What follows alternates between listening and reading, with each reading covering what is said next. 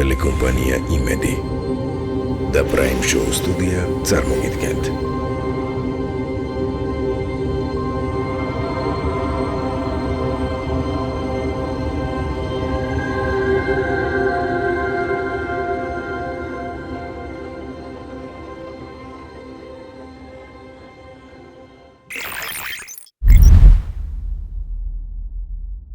სალამი ბატონ ნუგზარ, მადლობა რომ ამ ფორმატის სტუმარი ხართ.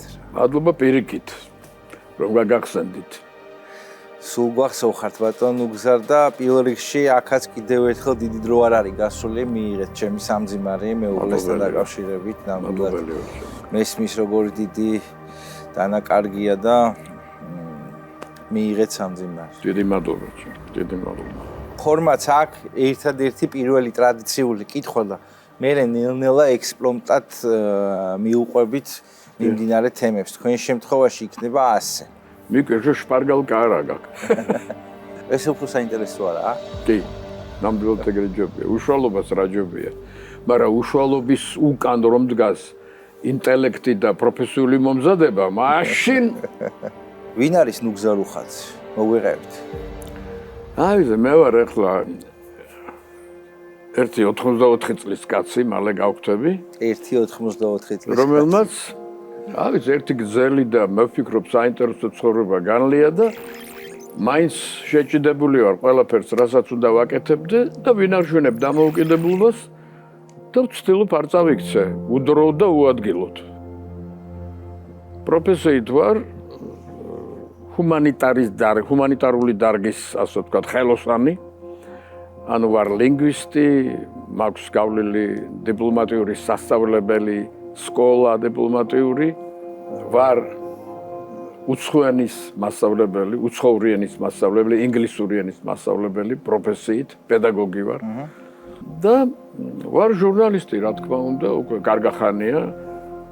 ჟურნალიზმი ჩემ ცხოვრებაში მოიტანა ცხოვრებისეულმა პრაქტიკამ და არა ჩემმა განათლებამ, ანუ სპეციალური ჟურნალისტური განათლება არ მიმეღია, მაგრამ ცხოვრებამ ისეთი გზა გამატარა, რომ მაქსია პროფესიონალ ჟურნალისტად და ამასაც ვეჭიდები, არ ვანებებ თავს. ხანდახან მეუბნებიან, კიდე ეკრანზე ხარო? ერთმა Facebook-ში დამიწერა, ეს კიდე ცოცხალიაო. ესეთ, მაგრამ მე მაინც არ ვანებებ თავს. თუ კიდე გავძელი, ხო?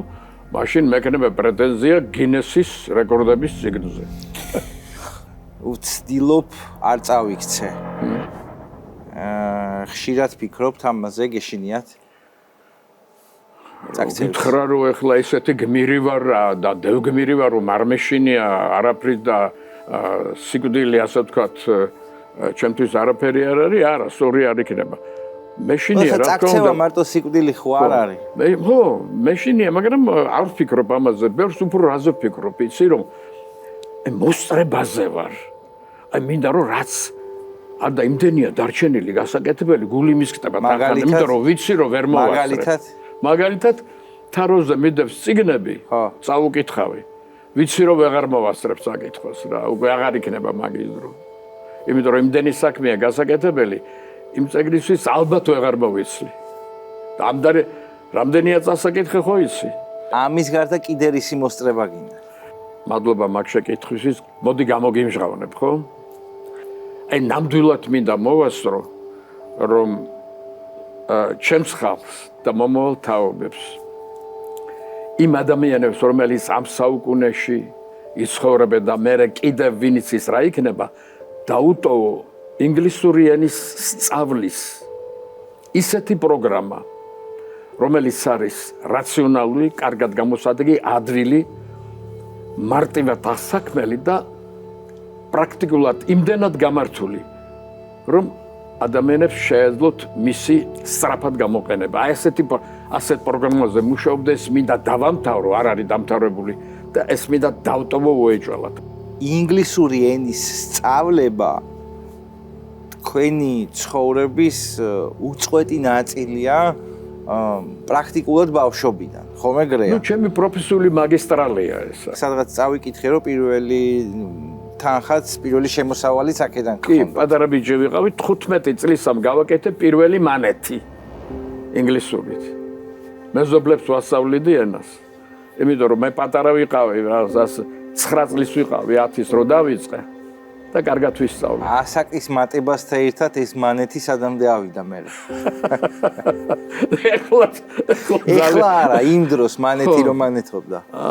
იმ დროს მე სტუდენტობაში არ გავჩერებულ არ, იმიტომ რომ რა იყო მოხდა ისე რომ ცხონებული მამაჩემი ძალიან ადრე გარდაიცვალა 53 წლის ვაჟკაცი გამოგვეცალა ხელიდან მარჩენალი მამა და უსაყვარლესი კაცი და მე ვიყავი 14 წლის ეს რომ მოხდა და იმიტომ დავით დედას ვეხმარებოდი იმიტომ დავიწყე მუშაობა და ენის სწავლება და მე სტუდენტობის დროს არასოდეს არ გავჩერებულ ვარ სულ ვასწავლიდი ენას და რა თქმა უნდა ეს ფული გაიზარდა ნელ-ნელა შესაბამისად და ასე იყო თუ ისე იყო თავის რჩენა შეიძლებოდა რა დედაჩემს რომელიც ადრე დაქვრივდა 39 წლის ასაკში დაუდექი მხარში ძალიან კაცურად რა რო ისე რო ოჯახს დავატყვე ჩემი ხელი განიცადეთ ალბათ დედის გარდაცვალება ჩემი ტირილი ესმოდა თელ საბურთალო ბრავილი მოვთქვამდი როგორ დედაკაცი ისე დედაჩემს მომკლა კენაღამ დაეჩემი სიკვდილი იმიტომ რომ მე სხვაზე მეტად მიყვარს დედა არა დედა მიყვარს როგორ შეგიყვარს და ყოველ სხვას უყვარს ერთნაირად მაგრამ მოდი ერთ ამბავ და მიხვდები რა შეა საქმე ბიჭო ავადი და ჩაომითვალა ჩემმა რომ 100 საქმე ცუდად არისო და ესა და ეს ამალი უნდაო ავტვისებიანი იყო ჩამოვიტანა ის ამალე ჩემ ტერს მოუხდა როგორც ის მოუხდა იმას და აღარ დაჭირდა ჩამოვედი და დავხვდა ცოცხალი და ძლივს დაბარბაცებდა უკვე გამხდარი გალეული და ძლივ დადიოდა მაგრამ მაინც დადიოდა დაცოცავდა და თავისი საძინებელი დამითმო რა ჩამოვედი თვითონ ლოჯში გავიდა და ბიჭო დილას რაღაცა ხედავ მძინავს ნახევრად და გავახილე თვალიცოდა და რაღაც ლანდი მოდის აქეთ ჩემსკენ ოთახისკენ საძინებლისკენ მოცოცავს დედაჩემი მოდის ნელა ჯოხით ხელში ნელ-ნელა უკვე ცუდად იყო და მივიდა ფანჯარასთან და დარაბა დახურა და ფარდა გადაძია არ გაინტერესებს რატო? რო არ გაგვიძებო. ბავშვი არ გამიღვიძოსო, ვიჟა, ამქნის გაძე. და გაცოცდა და ძლივს წავიდა დაждდა თავის ადგილას ლოჯში. ამას ყველა დედა იზამდა. მაგრამ მაგალითი ჩემია. მე შემხვდა ეს ამბავი. და ჩემი იყო ძალიან მკაცრი ქალი, რომელსაც შრომაში ამომხადა სული ბავშვობაში. არ მასვენებდა სოფელში რომ მიდიოდი როგორც მონას ისე მაშრომებდა მომთხოვნი იყო ძალიან მაგრამ იყო სიკეთით სავსე ჩემი ნაცევი რო გარდაიცვალა რას მოთქვამდე ნიცი მორჩაო ჩვენ ნაცევის წებო აღარ არისო დამთავრდაო ამით ყველაფერი მართლა ასე მოხდა დავკარგეთ ერთმანეთი მე და ჩემი რო წავიდა ყველა სულიდა ქმრის და თავის ნათესავებს თავის ძმებს და მაზლებს ისე აერთებდა ბუნებრივად, ოჯახურად, რომ ჩვენ ყურებას არაფერი არ ჯობდა დედაჩემის ხელში. დაგენანებოდა, აბა რა იქნებოდა. და მე კიდე ჩემი ბღავილი და ჩემი ტირილი, რამ გამოიწვია, ესი დიდხანს წასული რო ვიყავი, დედაჩემთან სიყვარული გული ვერ ვიჯერე, იმიტომ რომ ძალიან დიდხანს ვიყავი ხოლმე წასული. ხან ნეპალში გადავიკარგე, ხან ინდოეთში, ხან ეგვიპტეში, ხან ინგლისში, ხან ამერიკაში. სულ წასული ვიყავ, ჩემი 84 წლიდან ჯერ არ გავხდარ, მაგრამ მალე გავხდები რა. ალბათ ეთი 35 წელი მაინც საზღვარგარეთმა გადარებული. სულ მონატრებაში იყო. სულ შარას გასქეროდა, სიმბოლურად რა თქმა უნდა შარას. რომ ახლა გამოჩნდებაო. ამა დამწყვიტა გული. გენატრებად? მაგრად. ბარემ თუ იმ პერიოდზე საუბრობთ, მოდი გავიხსენოთ ის პერიოდი ამერიკაში როგორ აღმოჩნდით პირველად და მე როგორ ვითარდება იქ თქვენი ყოფა. ნუ რა რიცი რომ არ ყოფილიყო ეგრეთ წოდებული პერესტროიკა ანუ გარდაქმნა. გარდაქმნა. საბჭოთა კავშირის მე ამერიკაში ვერ წავიდოდი, რა თქმა უნდა, ეს არ მოხდა. ანუ გორბაჩოვის დამსახურება ყოფილა. ანუ ესე გამოვიდა. ეს რომ არ გამოვიდოდა, რატომ? იმიტომ რომ ამ გარემომ, რომელიც მოვიდა, შექმნა შესაძლებლობა და აუცილებლობა, რომ მე თავი ამომეყო ამერიკაში. როგორ მოხდა ეს ამბავი? 60-იანი წლების ბოლოს 70-იანების დასაწყისში ამერიკაში ვიყავი და იქ შეიქმნა რაღაც ისეთი ურთიერთობა, როცა მოვიდა საბჭოთა კავშირის ტორტმანის დრო, ის ხალხი გამოფხილდა და თქვა, მოდი გავცვალოთ ჟურნალისტები. რომელსაც ვიცნობდი იმ ხალხს და წინა. და მაშინ ამ საქმეში ჩარეული იყო ჩემი საყვარელი მეგობარი გელა ჩარკვიანი. შეიძლება გელა წასულიყო, მაგრამ ბოლოს მე აღმოჩნდი ეს და გელა მამას ძალიან შეუწყო ხელი ამბობს და ამერიკელები გამოვიდნენ წინადადებით, რომ გაგვეცვალა ჟურნალისტები, ტელეჟურნალისტები. ამერიკელი ჩამოვიდა საქართველოში და ქართველ მაყურებელს უყვებოდა იმაზე თუ რა შტაბ-ბიჭდება მოახდინა ქართველებზე უყვებოდა. მე ამერიკაში ჩავედი იმიზით, რომ ამერიკელებისთვის მომეთხრო ტელეეკრანზე თუ რას ფიქრობდი ამერიკელებზე. ანუ რა შტაბ-ბიჭდება დატოვა ჩემზე ამერიკა. ასეთი პროექტი იყო. ამას ერქვა გაცვლითი ტელეჟურნალისტიკა, ასე ვთქვათ. ეს მერე დაგვირგვინდა, იმიტომ რომ ამ პროექტმა ძალიან გაითქვა სახელი. ის კი არა, ისი ლაპარაკი იყო, რომ ეს პროექტი წარადგინათ ნობელის პრემიაზე. იქამდე ვეღარ მივედით, მაგრამ რეგიონალური ემი მაინც მივიღე შეგრულმა, ესე იგი, დოკუმენტურმა, რომელიც გაკეთა ამ ჩემი სიუჟეტებისგან, ამერიკული სიუჟეტებისგან. მიიღო ემი. ასე ვთქვათ და ამან, რა თქმა უნდა, თავისი გავლენა იქონია ყველაფერზე. ასე რომ ეს ჩემი, ასე ვთქვათ, ცხოვრების ერთ-ერთი ძალიან ყველაზე მნიშვნელოვანი მომენტია, რომ მე ცხოვრებამ, ასე ვთქვათ, დამავალა და მომცა შესაძლებლობა, რომ ჩავსულიყავი ამერიკაში, ყოფილიყავი ეკრანზე და ეკრანიდან მესაუბრა ამერიკელებთან და ეს ყოფილიყო პოპულარული და მათთვის მისაღები. თუმცა მოსკოვშიც გაქვთ გარკვეული კვალიფიკაცია მიღებული. მოსკოვში მე დამთავრებული მაქვს, კი, დიპლომატიური აკადემია მაქვს დამთავრებული, მოსკოვის დიპლომატიური აკადემია, რომელიც არის საგარეო საქმეთა სამინისტროს უწყება. იქ როგორი იყო სწავლება?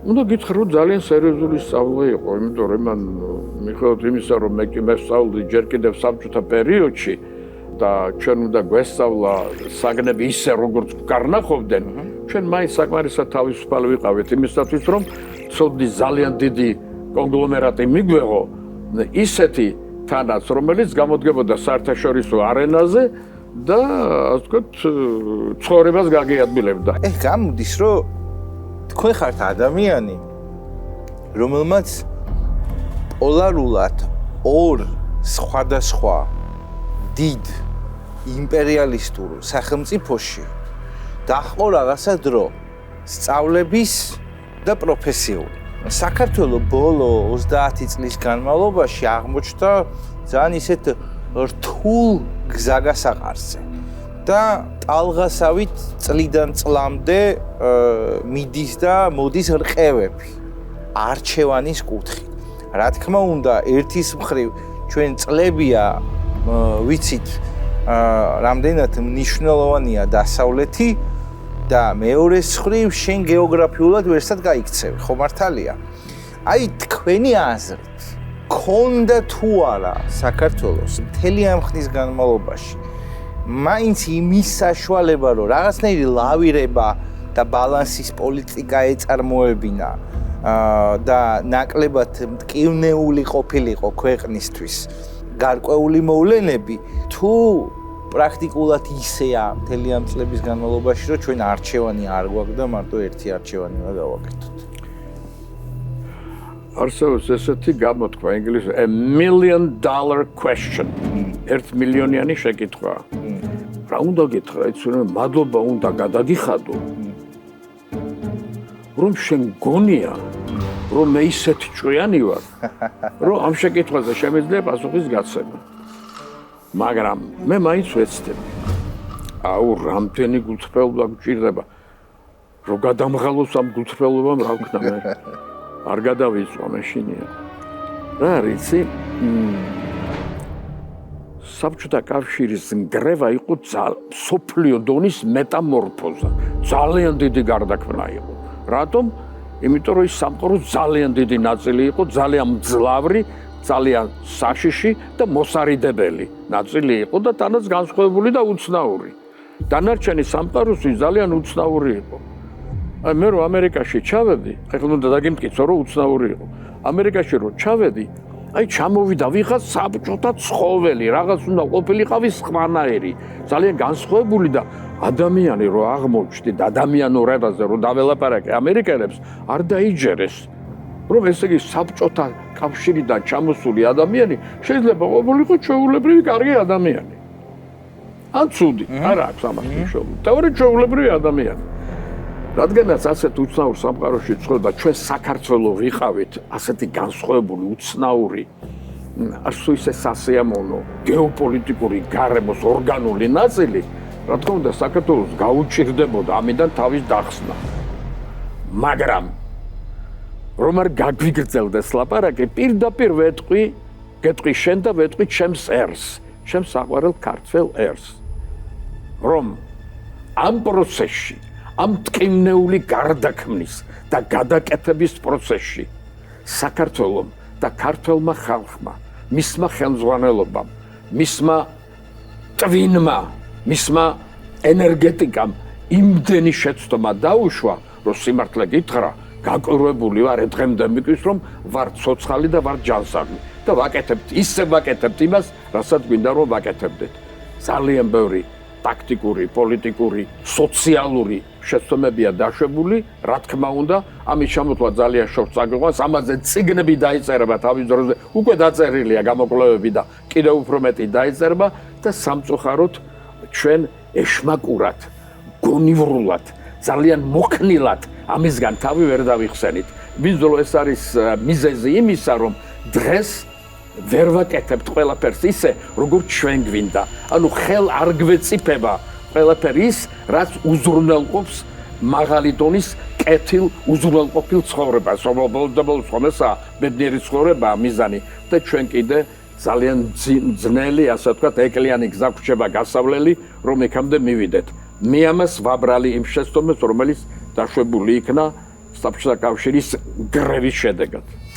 თქვენი ამერიკული ცხოვრების პერიოდის შესახებ პრაიმ შოუს რო წერდით რამოდენიმე ხნის წინ, ძალიან ემოციურად საუბრობდა გივი სიხარულიძე.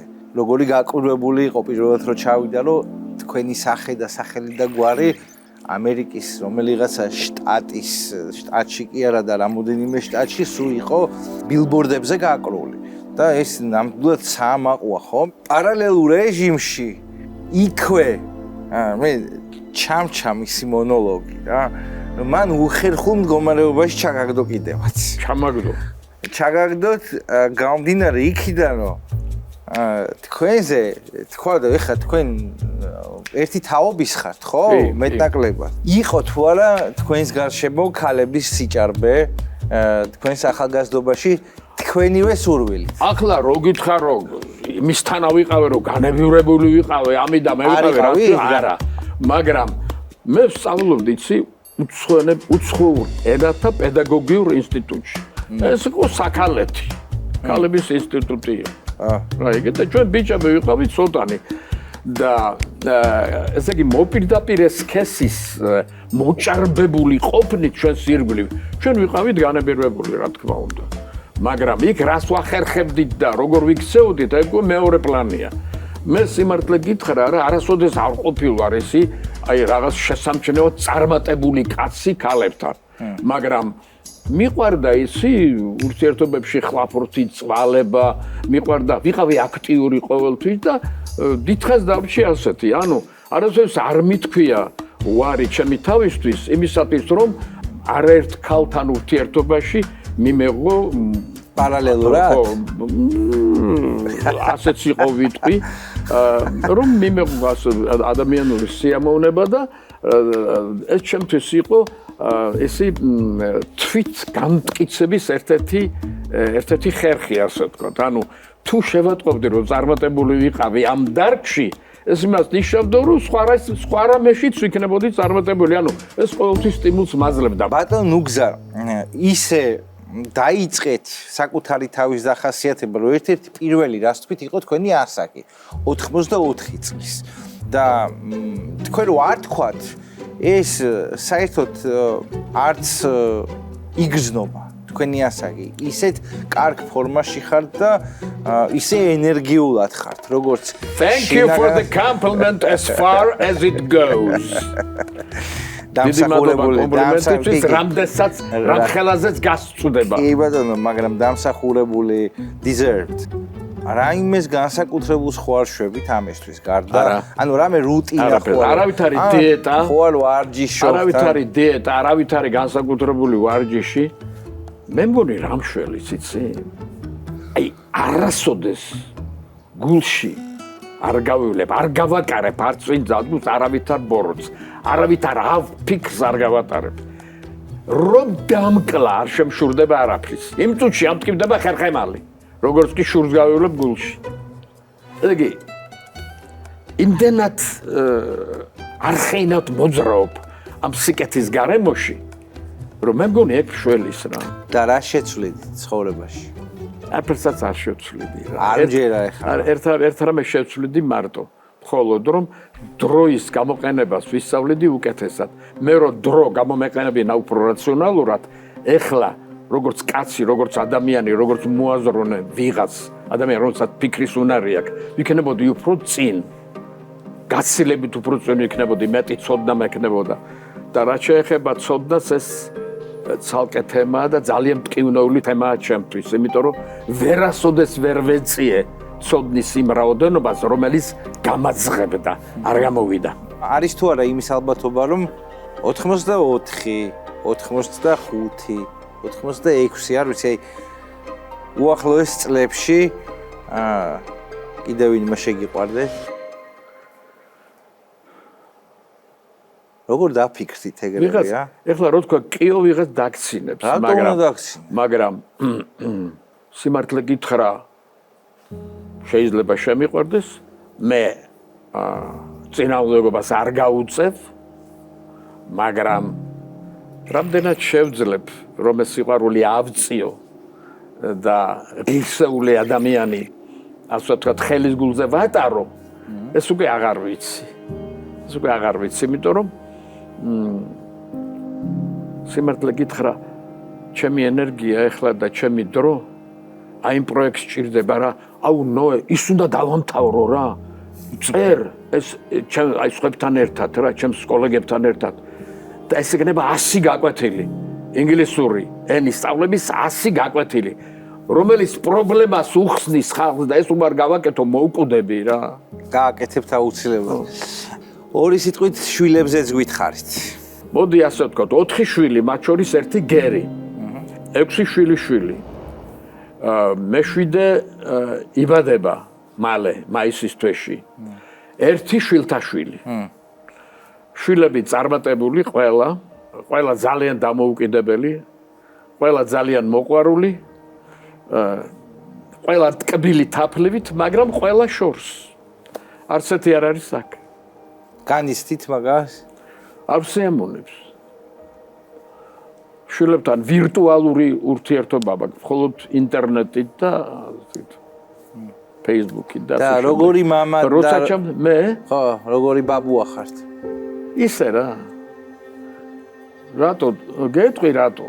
შორს არიან რა და თუ რეალურად არ განახორციელე სიყვარული, ახლა შორიდან სიყვარული ერთია და აქ რო იყვნენ, ვიქნებოდი უკეთესი. და ხელში არ მყავს არც ერთი და რანაირად იქნები გადასარევი მამა და ბაბუა. და აქ რო იყვნენ, მაშინ როგორი იყავა? ძალიან მოკლე იყო ეგ დრო. მაგაზე არ ზღის ლაპარაკი. სულ სადღაც ვიყავით რა. სულ დაფანტულები ვიყავით. გასაგებია. ჩემ ძმაკაცებს რო უყურებ კლასიკური ოჯახები რო აქვს, გიждები. ყველა სახში ყავს შვილი, შვილთაშვილი. არის ერთი ფერება და სიამტკბილობა. მე ვარ ასე იაკეთ რა. მარტო. არ არის კარგი. არ არის. არ არის და ამბობენ რომ მეცნიერები ამბობს რომ ეს სიცოცხლეს გაკლებს. მაგრამ თქვენ შემთხვევაში არ არის ეგ. მაგრამ რას გეტყვი, ბავშვები ხო შორს არიან. სამაგეროდ აი პირდაპირ გეტყვი რა, სიყვარული აი ნამდვილად გადამაქვს ჩემ სტუდენტებზე და მოსწავლეებზე, რომელზეც გიждები. ყველას ვეფერები და ყველას ვასწავლი იმას, რასაც საკუთარს უნდა ვასწავლიდე. რა მაგარია. პრინციპში ჩვენ უკვე ბოლოსკენ გავდივარ და ბოლო კითხვა ესეთი მექნება. თქვენი გზავნილი რა იქნება მაყურებელთა? მოულოდნელია, მაგრამ მოფიქრებული არ მაქვს, მაგრამ გეტყვი სპონტანურად. მოდი გულს არ ავიჩუღებ და ისე ვეტყვი. ხალხო, იცოდე დროის ფასი, დროში ჩადებული შრომის ფასი და ეცადე შვილებო და შვილიშვილებო მიიღოთ ისეთი განათლება და ეს არაერთხელ მithქვამს, რომლის გადაკეთება შენს ბედნიერება და კეთილდღეობად შეიძლებოდეს ადვილად და მას სჭირდება ძალიან დიდი ძალისხმევა. ადვილად ეს არ გამოვა. ბოლო კითხვა. ბედნიერი კაცი ხართ? ძალიან. ღმერთს ვენაცვალე. უბედნიერესი კაცი ვარ. დიდი მადლობა ძალიან საინტერესო დიალოგისთვის. მადლობა.